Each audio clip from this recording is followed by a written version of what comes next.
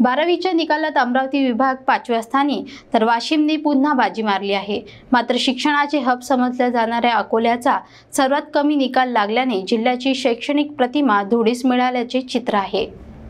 उच्च माध्यमिक परीक्षेचा निकाल जाहीर झाला असून अमरावती विभागाचा निकाल यंदा 91.43% लागला आहे। 9 विभागांमध्ये अमरावती विभागाला 5वे स्थान मिळाले असून गतवर्षीच्या तुलनेत ही एक पायरी उंचावलेली स्थिती आहे।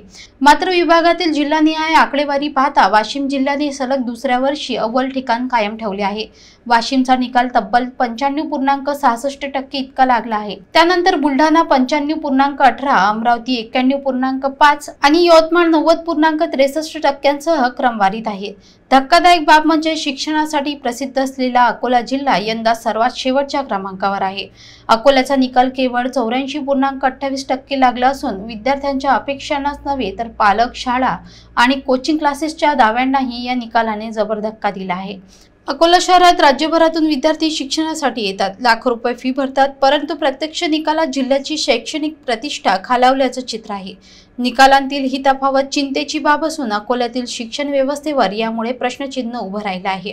आता अकोला शिक्षण हब म्हणून पुन्हा विश्वास मिळवणार का याकडे सर्वांचे लक्ष लागले आहे। तरी अकोल्यातील ज्या विद्यार्थ्यांनी उत्कृष्ट गुण मिळवले आहेत त्यात मुलींनी बाजी मारत अकोला शहराचे नाव उंचावले असून ही पण एक अभिमानाची बाब म्हणता येईल।